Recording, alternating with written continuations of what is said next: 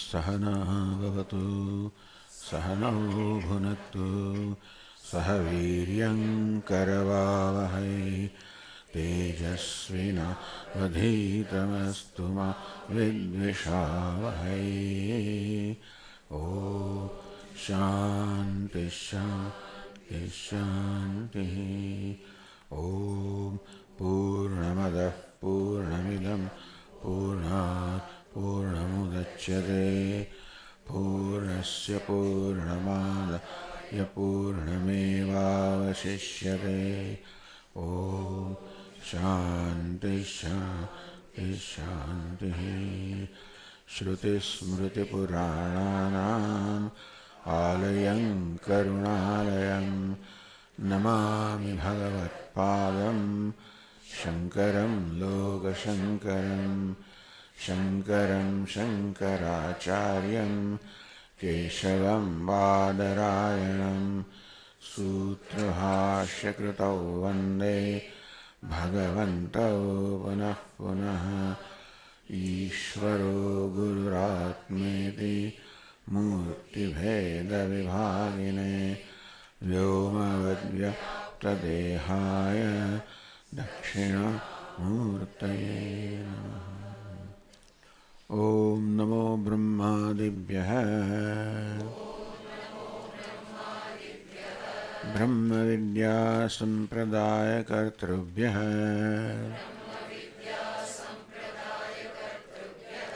वंशर्षिभ्यः महद्भ्यः NaMo गुरुभ्यः।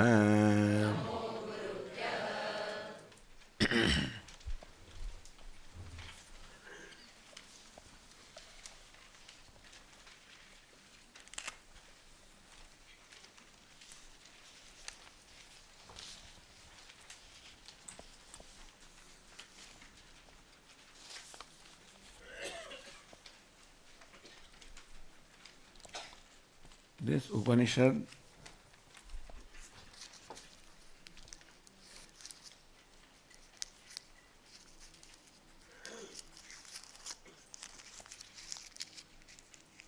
describes or analyzes the deep sleep state and seeks to give us the knowledge about the self, because in the deep sleep state, self or Atma is free from all identifications.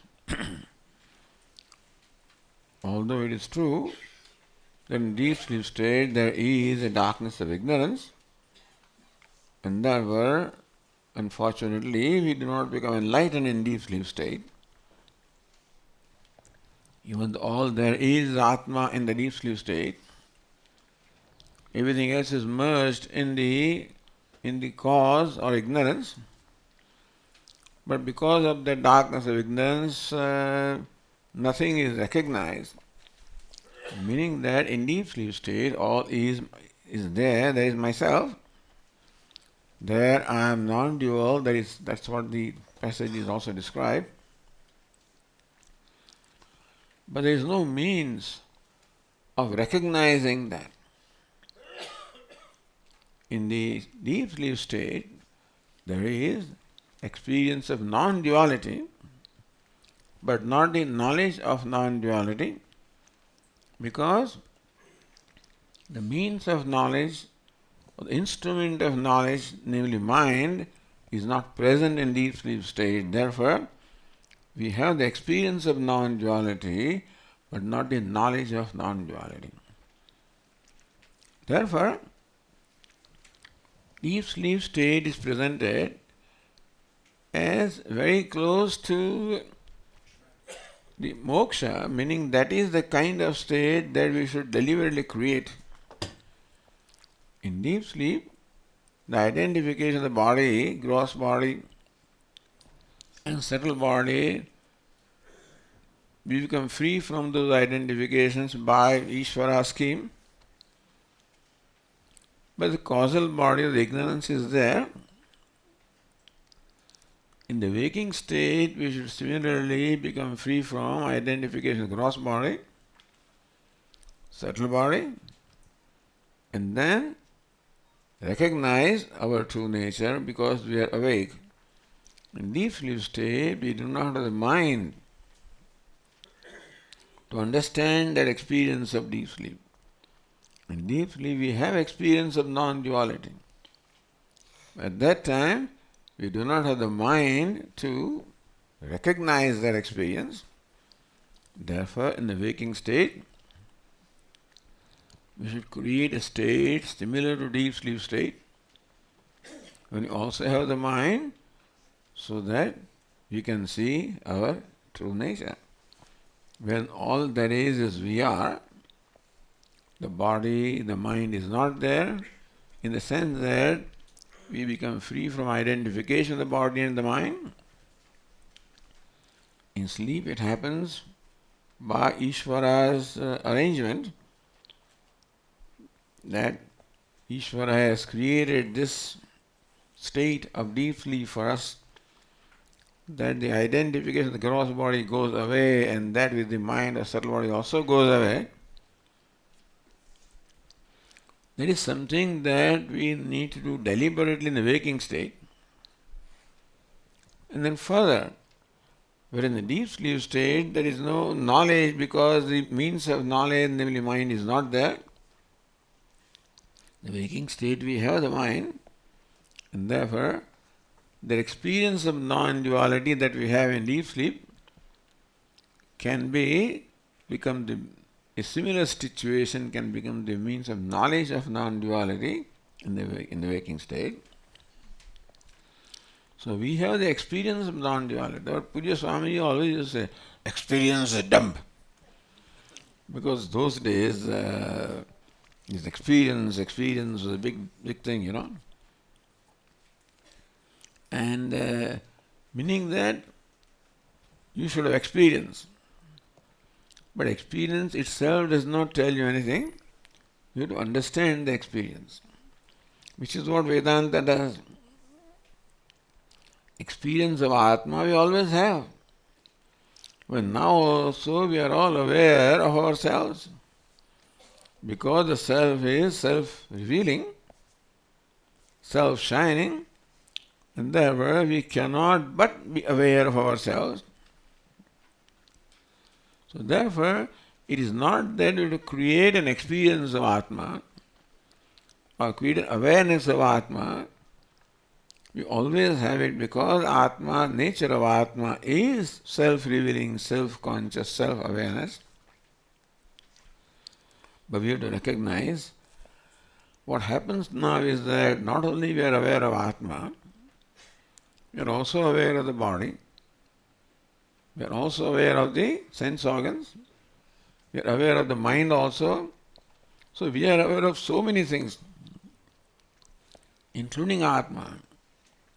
We have to recognize that the self is experienced as the subject, whereas the body, mind, senses are all experienced as object.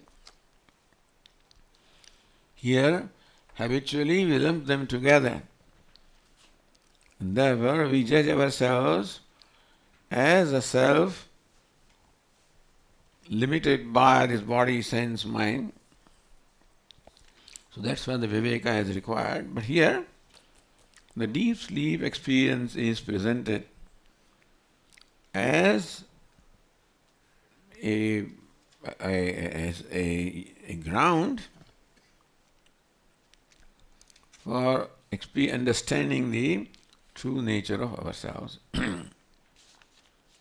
What it means that we should create a state similar to deep sleep state in the waking. And what is deep sleep state?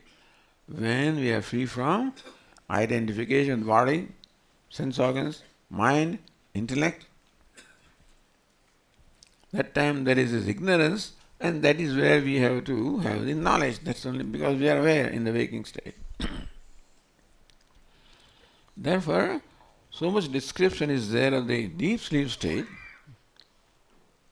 Not that that is moksha, otherwise we will all be liberated, but that is a state, more we understand that We understand what moksha is, and thus we can recreate the situation for ourselves and thus gain the knowledge of the self.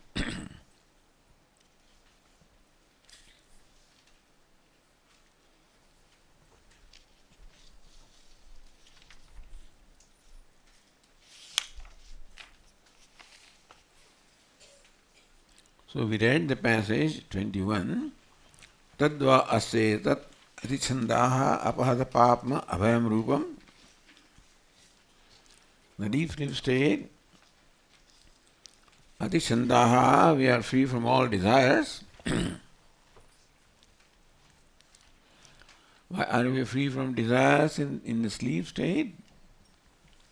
Because desires are in mind, and because the mind is also sleeping, therefore there is no desire in deep sleep state. Apahata papma, free from all papa or evil. We become free from the papa and punya, because papa, punya, etc. are all there in the mind or in the intellect, and we are free from the identification of the intellect also. Therefore, we are free from papa. It means punya also. Vedantis don't like punya also. Papa, of course, sin nobody likes. But Vedanta says that even virtue also is binding.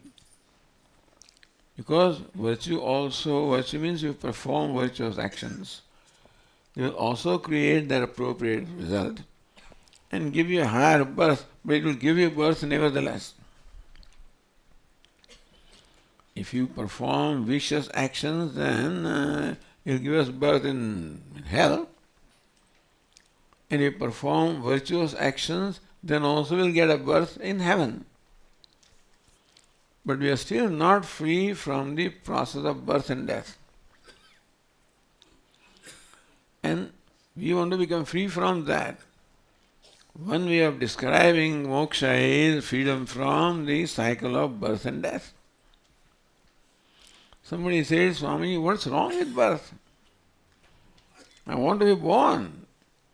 I don't want to stop being born because I enjoy myself. You think that you enjoy yourself. But in this state of what we call the waking state, there is a habitual identification of the body, and therefore I feel as limited as the body.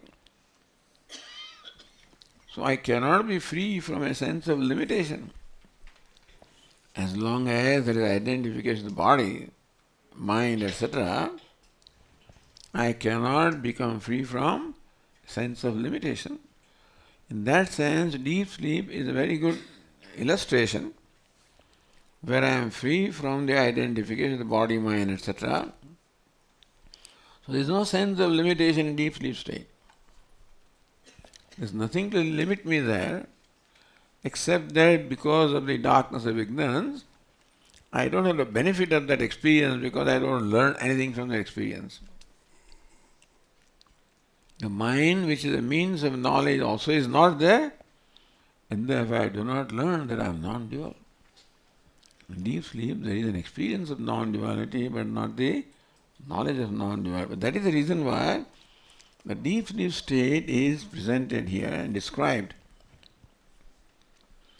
so that an understanding of that state will give us an understanding of moksha, except for ignorance.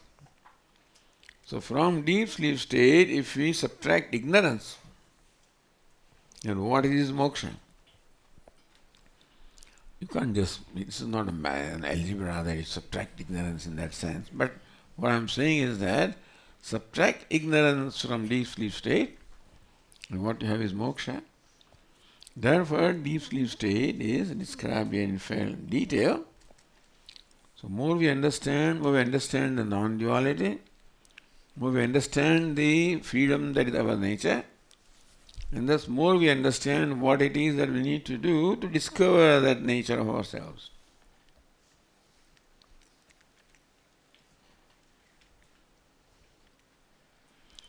So in the verse 21, there were a couple of last lines where it was brought to my attention that we did not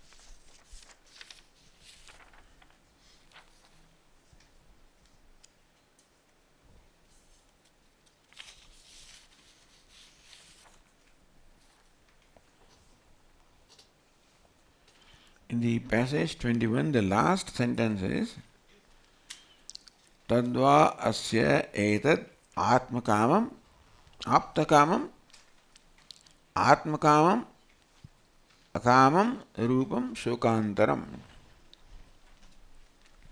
On the page number 10, the very first passage, and the end of the second line in that passage, where Upanishad says, Tadva means Tadvai, Asya, Etad, Aptakamam, Atmakamam, Akamam, Rupam, Shokantaram. Did you find that? Okay. So this part was not discussed, that is why I just came back here.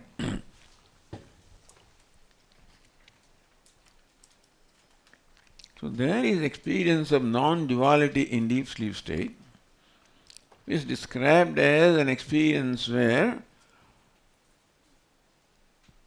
prajnena atmana samparishvaktaha, I embrace prajnatma, my true self. So jiva-atma as though embraces prajnatma or limitless atma, and becomes lost, and therefore no more is aware of his limitation.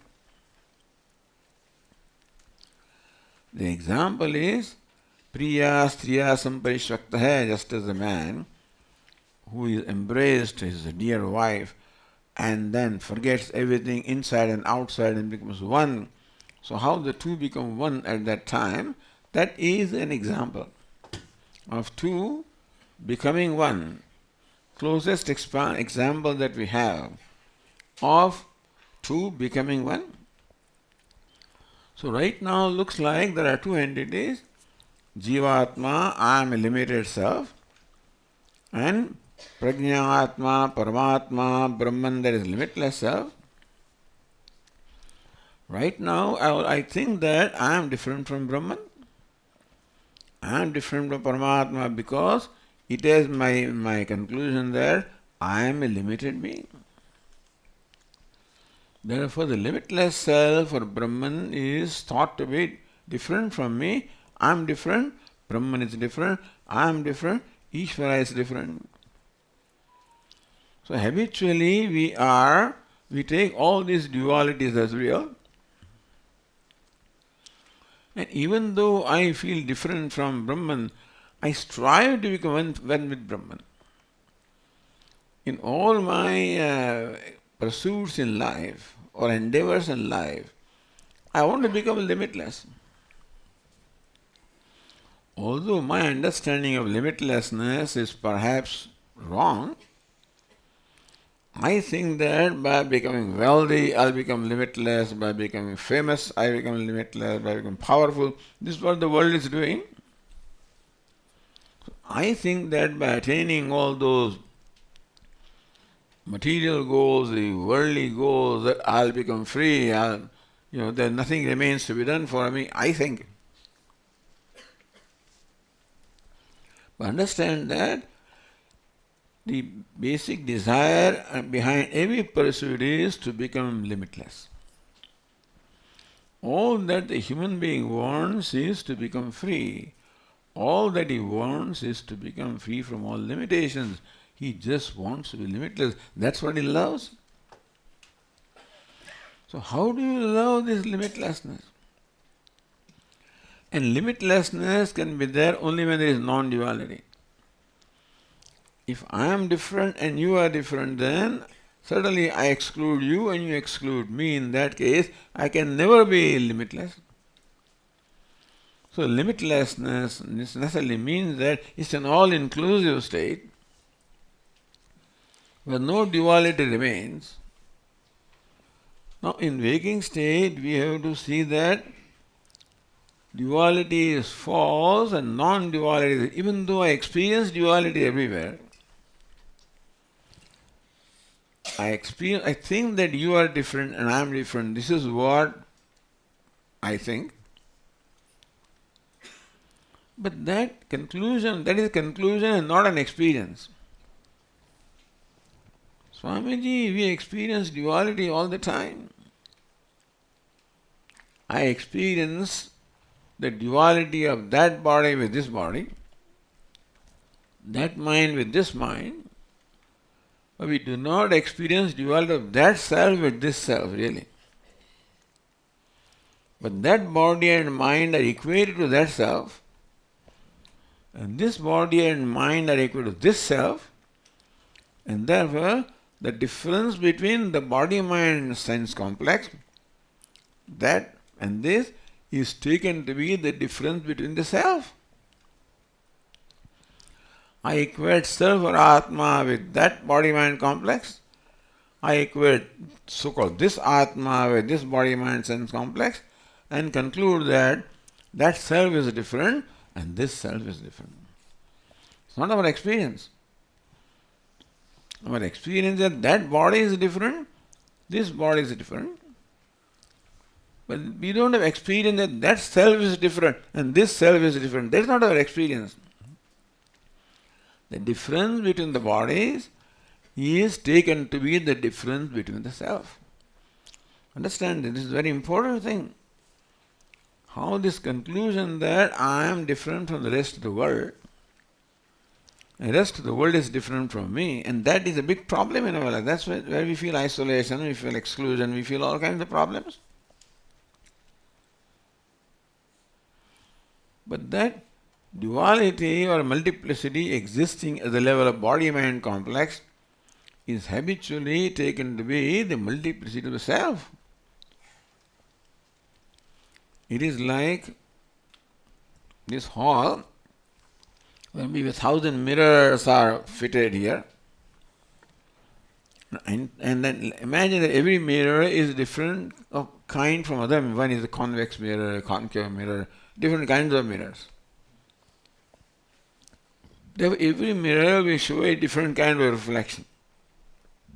One mirror will show me like this, other mirror will show me like that. Have you seen yourself in concave mirrors, in convex mirrors? We have seen that. Because in Ahmedabad, there is a garden for children, Balavatika, for children. In that room there were huge mirrors, concave mirror, convex mirror, all kinds of mirrors.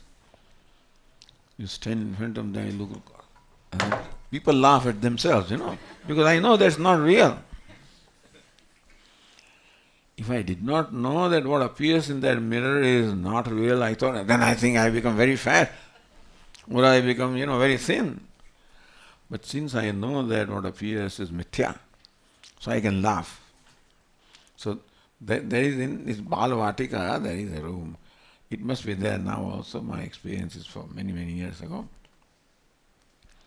Similarly also, every upadhi is like that mirror. Yourself looks different, of different form, different shape. But in reality, so I was saying that in this hall, if you fitted a variety of mirrors, and you came and stood in the center, if there are 1,000 mirrors, there will be 1,000 Swamis. And each mirror is different from the other. Therefore, there are different kinds of Swamis. Not different number of Swamis, but different kind of Swamis. If I did not know that what appears in the mirror is myself, and I thought that what appears there are all different from me, then I would be scared. But here I come in and I laugh, looking at my different reflections, knowing that they are not real, this is called mithya. What appears to be there, but is not really there, is called mithya. So, similarly also, so many mirrors are there. Each mirror reflects me. But because the shape of mirror is different, therefore my reflection, so I don't recognize that as my reflection. Some Swami looks fat and some Swami looks lean, and therefore I thought they are different Swamis. Similarly also, I see in all these mirrors, what I am seeing is myself. But each mirror seems to show me of a different form.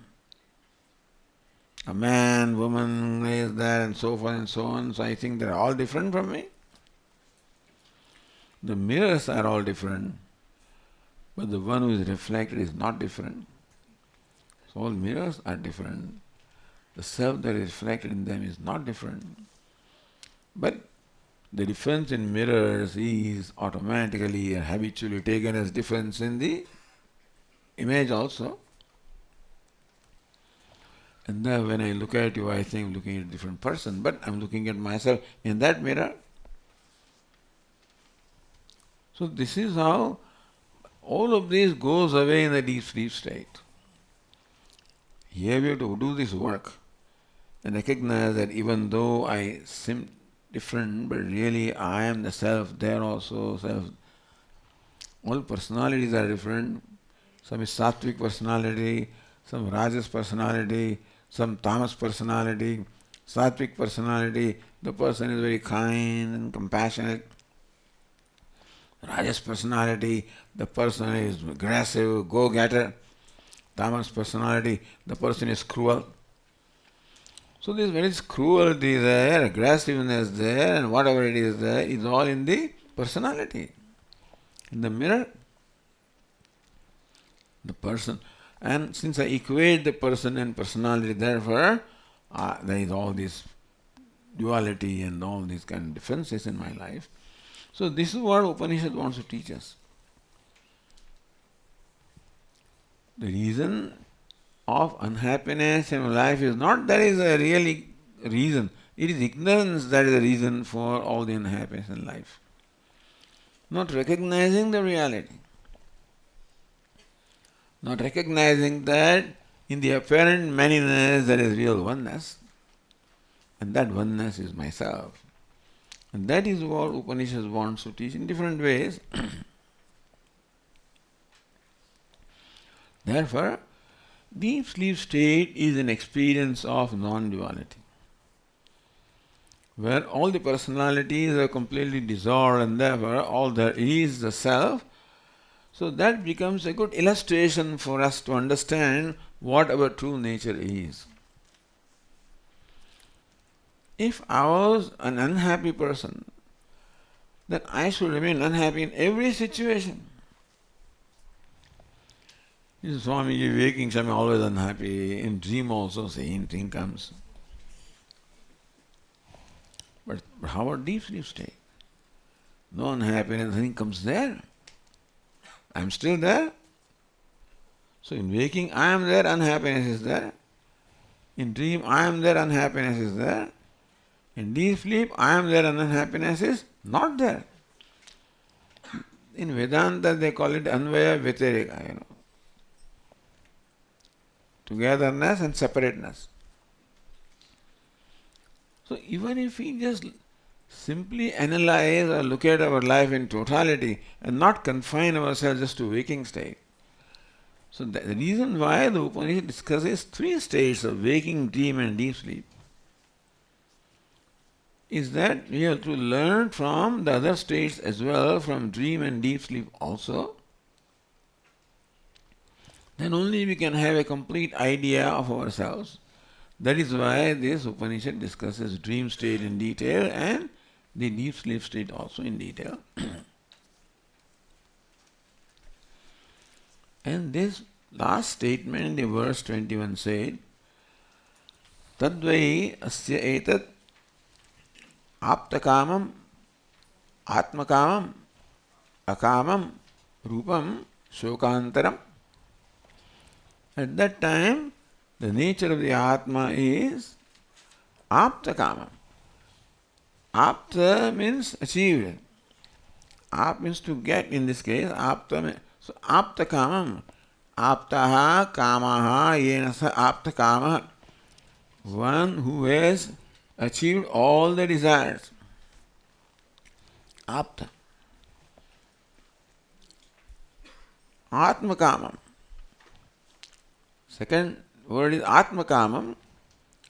Atma eva kamaha. So, one for whom all the kamas or desires have reduced to Atma. And third is akamam, one who is free from all the kamanas. So this experience in deep sleep state, where I am aptakama, where all my desires are fulfilled.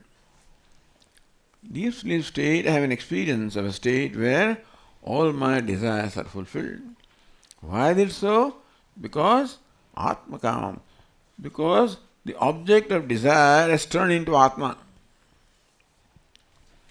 Something becomes desirable when it is different from me. This flower will become an object of desire, or potentially become an object of desire, when it is different from me. And I look upon the whole world as different from me and myself different from the world.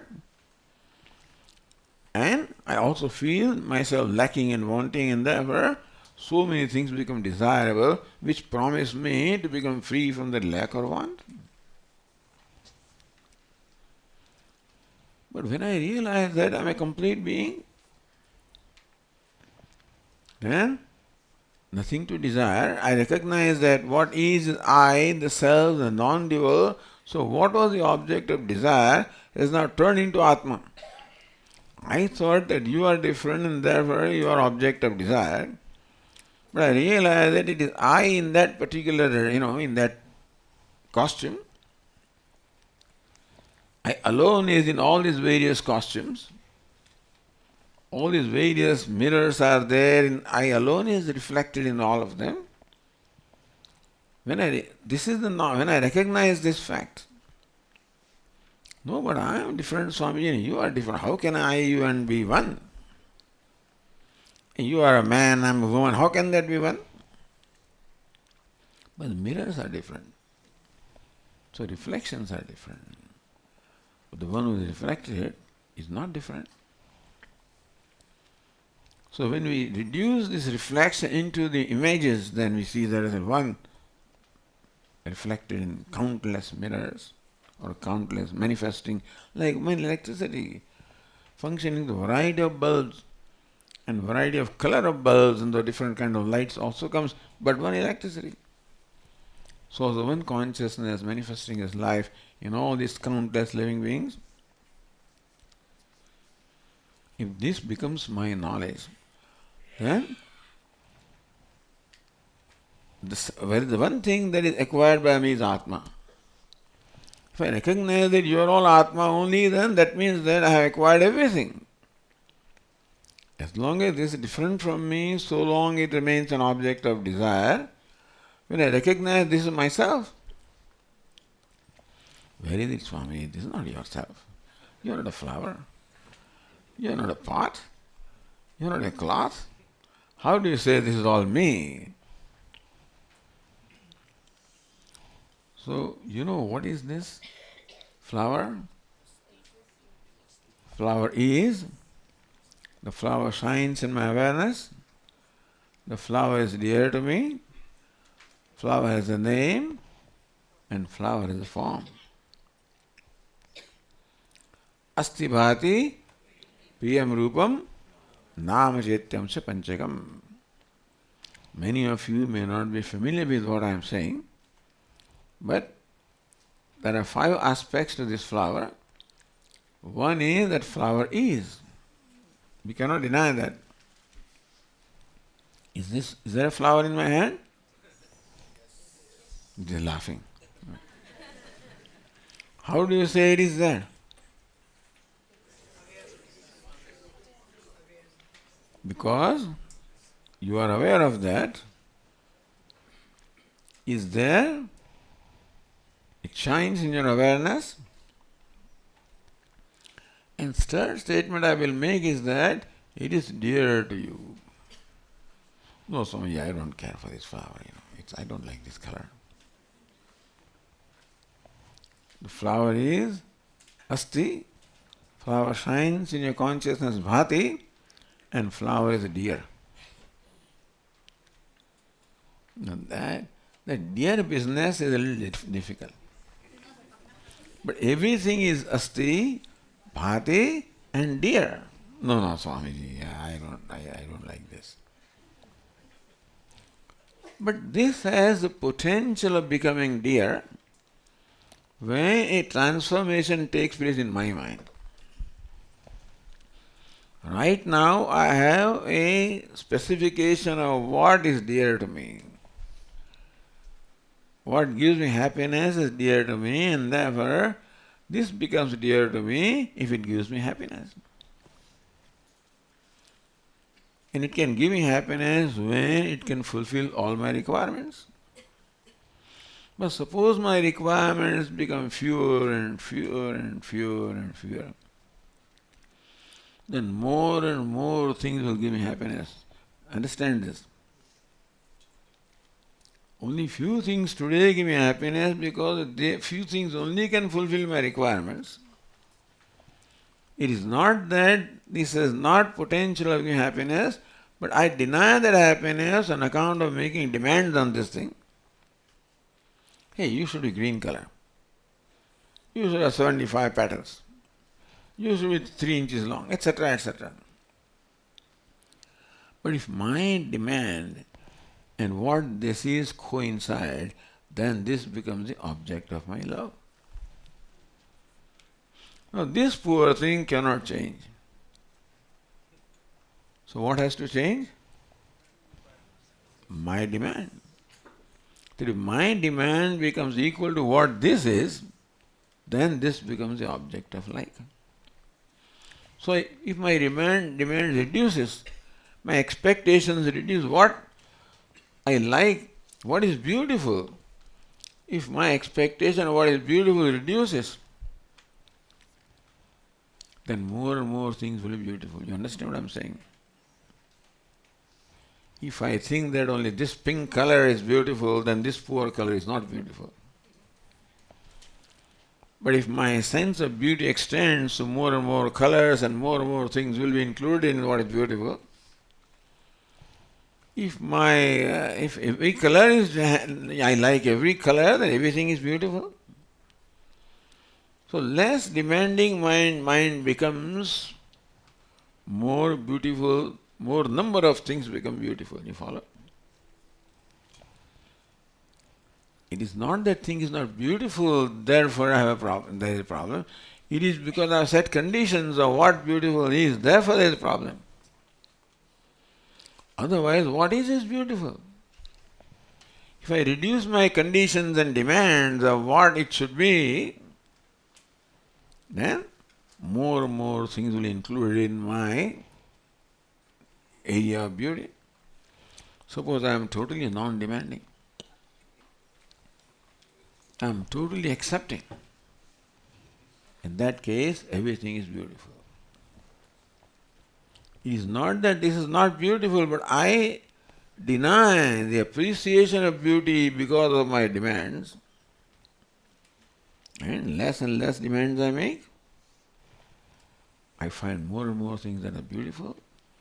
No demand, everything is beautiful. What is beautiful? When Swami said, what is Ishvara? I said, what is beautiful? What is lovable? Is it or is it not? all that is required is not for this thing to change, to become beautiful, for me to become less and less demanding. Then I'll discover the beauty which is inherently there, and I become totally non-demanding. Everything is beautiful. What is Brahman, what is beautiful, what is lovable, etc., etc. So understand that it is not changing the world, but it is changing myself by way of letting go of my demand or kama. So demand or desire is called kama. And I realize that this kama or the desire really is not a legitimate thing. Who is desiring? Who is the one who thinks that is lacking and wanting is desiring? But that I am lacking or wanting is only a conclusion on my part. Upanishad says that you are full, you are complete, if that was my knowledge and there is no lack or want in me, in which case there will be no desire in me. Meaning that if I knew what my true nature is, there will be no scope for any desire, you follow? Therefore, I become akamaha, meaning what? Free from all desires. Because aptakama, all my desires are fulfilled. How, Swamiji? Because I realize that what is myself, that I am one non-dual, nothing is different from me, and therefore I includes everything. Right now, I exclude everything because I confine myself to this body. When I recognize my true dimension, then more and more things will become inclusive. And when I recognize my true dimension, I realize that everything is included. That I right now only includes this body. But ultimately, when I recognize the true nature of I realize that it includes everything. Nothing remains separate from me. So nothing remains an object, nothing remains unacquired. An object of desire is unacquired. If nothing remains acquired, nothing remains an object of desire, you follow? Aptakama, because I have acquired everything by knowledge. It's by process. That's what we are trying. But we are trying to acquire everything, to achieve that goal. Upanishad says, look, that goal is achieved by knowing what you are. So when I recognize that, I include everything. I am not confined to the body, I am consciousness that illumines everything, that sustains everything, that includes everything. Aptakama, then everything is acquired. Is it not so? So Upanishad invites us to fulfill our desires by knowing rather than by doing things. Right now we are seeking to acquire everything, seeking to become everything, because that's all the process that we know. But first look at who you are. Who is trying to acquire everything? You are not that limited, helpless self that you think you are.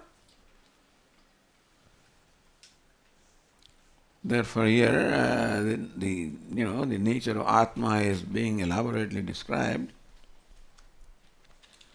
to recognize that I am not confined to this body, I am not confined to the mind. I am the one that illumines the body, illumines the mind, enlivens the body.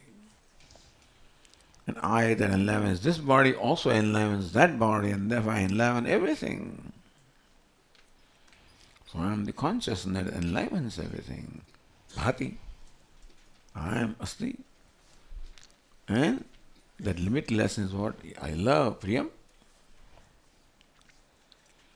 So when we recognize the essential nature of this is Asti, Bhati, Priyam, of this also is Asti, Bhati, Priyam, and something that I call ugly, which I tweet my nose. If I analyze what it is, asti bhati priyam, in that form. Whatever there is in this universe is asti bhati priyam. All we need is let go our attachment to or our preoccupation with the form and name. Every name and form is a vehicle for manifesting asti bhati priyam. I am stuck with the vehicle and ignore the asti bhati priyam. Because no, this flower should have more petals, should have different color, or this kind of demand they place upon things. But if I accept it as it is, if my relationship with this object is non-demanding, then I discover that this is beautiful. And that applies to anything.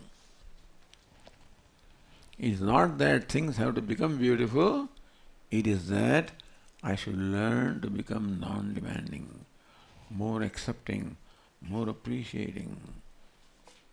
And so they say, hey, Ishvara has created everything. Ishvara is a great architect. What he creates has to be beautiful. He cannot create anything that is less than perfect.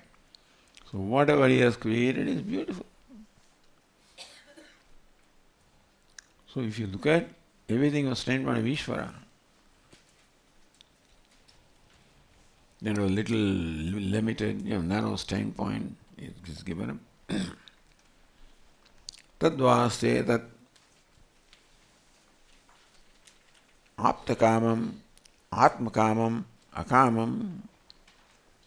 When I realize that all these objects are nothing other than myself only, then they are already acquired because it is self. Atmakamam, because I alone manifest as everything. Akamam, then there is no desire in me because all desires are already fulfilled. So it is by knowledge that Upanishad invites us to fulfill all our desires because it's there. The way you are trying to fulfill your desire by acquiring things will never work out because how much can you acquire? You will get exhausted in the process of acquiring. But recognize your true nature, then you recognize true nature of everything. That's the beauty. By knowing myself, I know everything because the self alone is everything. By that knowledge of non-dual self, everything becomes acquired, everything is so aptakama, atmakama, akama, then become free from desires. Akama rupa shokantaram, where there is no desire, there is no lack, there is no want, then there is no grief. Shoka means grief. And the grief is the result of my lacking or wanting being. That whenever I look upon myself lacking or wanting being, I become unhappy. As I said, I am the source of my unhappiness. Whenever I find myself lacking, wanting, then I become unhappy. No, Swami, this person makes me unhappy. We think so. But that person is a knack of revealing that lacking self from me. Some people, uncanny knack. So an old friend of mine, I meet him after I don't know how many years now, 80 years or whatever, 75 years. Swamiji, you remember that you failed in the 3rd grade? He tells me, an old friend. I hate him. I don't like that fellow. Because he reminds me of a self that I hate. I don't like that failed self. So there are many things in myself also which I want to, I don't know to be aware of. I don't know to confront. And if somebody forces me to confront them, when can you make me unhappy? When you are able to invoke that self from me which I do not like. The person who failed in 3rd grade I don't like. And by reminding me, then you invoke that person, I don't like that, but then I don't like you because you did that. In fact, my dislike is for my own self. I don't have that viveka. And because you became instrumental in revealing that self, I don't like that, but then I don't like you. I don't have that viveka that really what I don't like is myself. I think I don't like you. Because you have a knack of revealing that self. So when we don't like people, it's always because a person has a knack of bringing out that unhappy or undesirable self from me, which I want to shy away from, and you bring it out. I don't like you, but in fact I don't like that self. So that is because of this identification of the body. When that is not there, then I have no question of disliking myself. So shoka is there when I find myself lacking and wanting. I realize that lack and want belongs to the body-mind complex and not the I. The I is always free from all limitations. There is no lack and want in me. There is no now scope for any shoka or grief. I am the cause of grief. When I find myself lacking and wanting, and that happens because I look upon this body as myself. When I see myself as I am, then I see that I am free from all lack or shokantaram.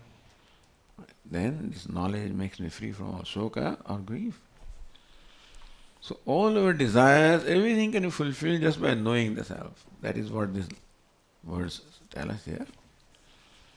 And we should take that seriously, by the way. Unfortunately, after listening to all of this, we go out and engage in the same kind of stuff. Same rat race, same running around, same acquiring, same becoming, same things. You may not. You're all enlightened people, but then, most people do. So all of this is meant to help us change our life so that our values will change. What we do may not change, but the reason why we do may change. Our life may remain the same. We don't have freedom to change that, but the motivation will change. Because now the goal is not to acquire something unacquired, but to recognize what is already acquired. So, aptakamam, atmakamam, akamam rupam, shokantaram. Rupam, the nature of Atma is free from all shoka or grief because I am a complete being. Or because I am non-dual, therefore there is nothing to desire, everything is already acquired, etc. So those words were not discussed, so then we took the opportunity to address them also. Okay. Om Purnamadav Purnamidam Purnat Purnamudachyate Purnasya Purnamadaya Purnameva Vasishyate. Om Shanti Shanti Shanti. Shankaram Shankaracharyam Keshavam Badarayanam Sutra Bhashya Kruto Vande Bhagavanto Ishvaro Gururatmeti Murti Bheda Vibhagine Vyomavad Vyapta Dehaya Dakshina Murti Namaha. Om Shanti Shanti Shanti. Hari Om. Shri Gurubhyo Namaha. Hari Om.